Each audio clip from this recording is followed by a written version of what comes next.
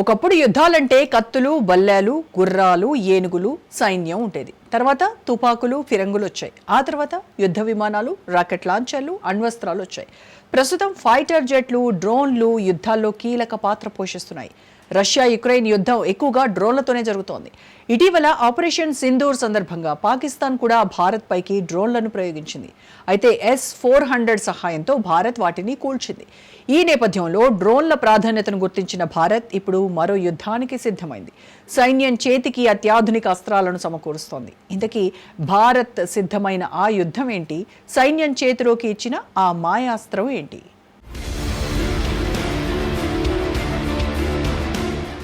Drone యుద్ధానికి సిద్ధమైన భారత్. సైన్యం చేతికి అత్యాధునిక డ్రోన్ అస్త్రాలు. వార్ఫీల్డ్ లో డ్రోన్ గేమ్ చేంజర్ గా మారుతుందా?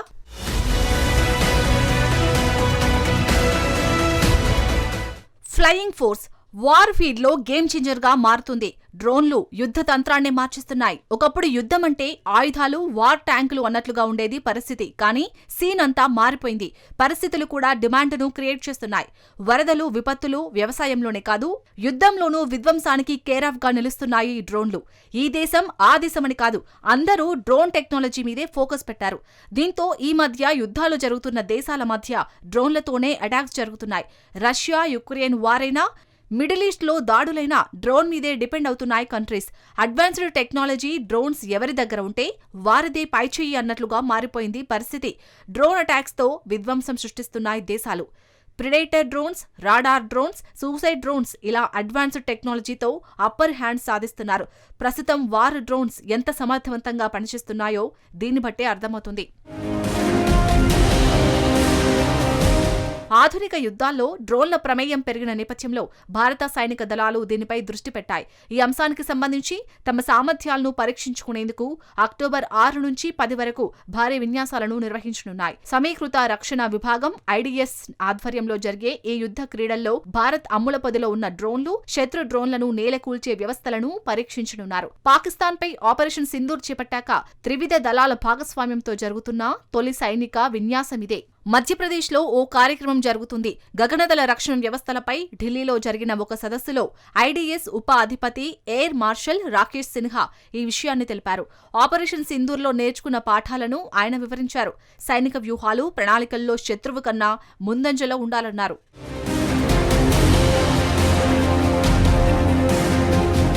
ఆపరేషన్ సింధూర్లో భాగంగా ఉగ్రవాద శిబిరాలపై భారత్ చేసిన దాడికి ప్రతిగా పాకిస్తాన్ భారీ స్థాయిలో మన దేశంపై డ్రోన్లను పంపింది. ఈ నేపథ్యంలో డ్రోన్లను నిర్వీర్యం చేసే వ్యవస్థలను వేగంగా సిద్ధం చేయాలన్న సందేశాన్ని ఈ ఆపరేషన్ మనకు ఇచ్చింది. నాడు నేర్చుకున్న పాఠాల ఆధారంగా చర్యలకు దిగాలి. మన పోరాట సామర్థ్యాన్ని పెంచుకునేందుకు భాగస్వామ్యాలు, నూతన ఆవిష్కరణలను పెంచుకోవాలని రాకేష్ సిన్హా తెలిపారు. వచ్చే నెలలో నిర్వహించే విన్యాసాల్లో త్రివిధ దళాలతో పాటు పరిశ్రమలు, పరిశోధన ల్యాబ్లు, విద్యా సంస్థల ప్రతినిధులు కూడా పాల్గొంటారని ఆయన తెలిపారు. దేశ గగనతల రక్షణ, డ్రోన్ వ్యవస్థలను మరింత బలోపేతం చేయడమే దీని ఉద్దేశమన్నారు.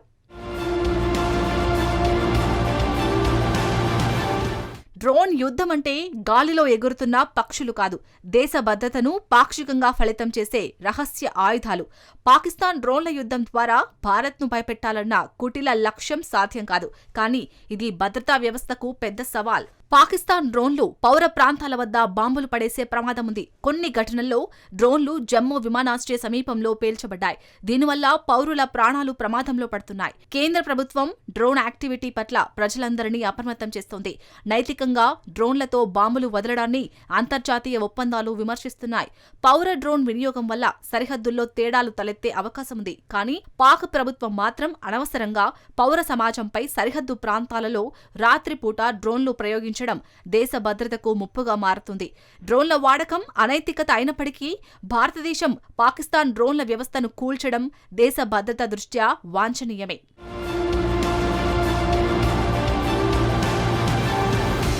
అక్టోబర్లో జరిగే సైనిక విన్యాసాలు కేవలం సైన్యానికి మాత్రమే పరిమితం కాదు. ఈ కార్యక్రమంలో పరిశ్రమలు, పరిశోధనా సంస్థలు, విద్యా సంస్థల ప్రతినిధులు కూడా పాల్గొననున్నారు. ఈ సహకార విధానం డ్రోన్ సాంకేతికతలో నూతన ఆవిష్కరణలను ప్రోత్సహించడంతో పాటు దేశ గగనతల రక్షణ వ్యవస్థలను మరింత బలోపేతం చేయడానికి దోహదపడుతుంది.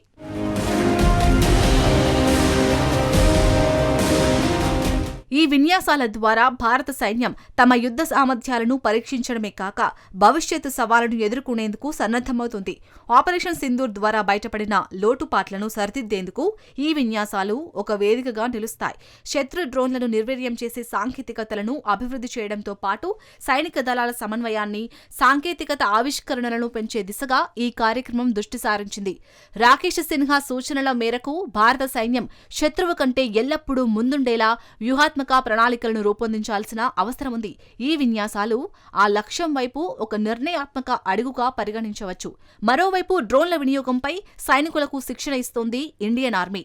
ప్రతి సైనికుడు డ్రోన్ల వినియోగం గురించి పూర్తిగా తెలుసుకోవాలని army chief general Upendra Dwivedi తెలిపారు.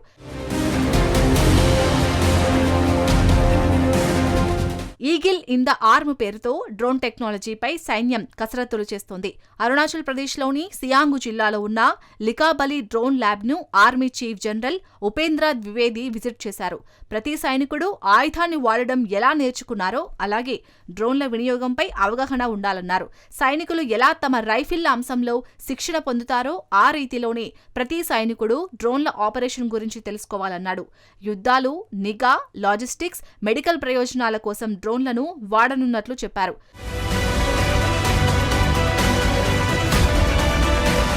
డ్రోన్ల టెక్నాలజీ అంశంలో సైనికులకు శిక్షణ ఇచ్చే నేపథ్యంలో పలు ట్రైనింగ్ సెంటర్లను ఓపెన్ చేశారు. డెహ్రాడూన్లోని ఇండియన్ మిలిటరీ అకాడమీ, మహువాలోని ఇన్ఫాంట్రీ స్కూల్, చెన్నైలోని ఆఫీసర్స్ ట్రైనింగ్ అకాడమీలో శిక్షణ ఇస్తున్నారు. ఆర్మీకి చెందిన అన్ని విభాగాల్లో సైనికుల్ని డ్రోన్ సుశిక్తులను చేయాలన్నదే ప్రధాన ఉద్దేశమని ఆర్మీ చీఫ్ తెలిపారు.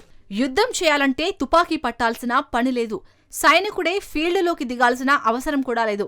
యుక్రెయిన్ డ్రోన్లను వాడి రష్యన్ ప్రాంతాల్లో కరిగిన థర్మైట్ను స్ప్రే చేసింది. యుక్రెయిన్ డ్రోన్లు రష్యాలో మండే పదార్థాలను స్ప్రే చేస్తున్నట్లు వీడియోలు బయటకు వచ్చాయి. అంతేకాదు 2 దేశాలు కూడా పోటాపోటీగా శత్రు స్థావరాలను గుర్తించేందుకు డ్రోన్లను వాడాయి.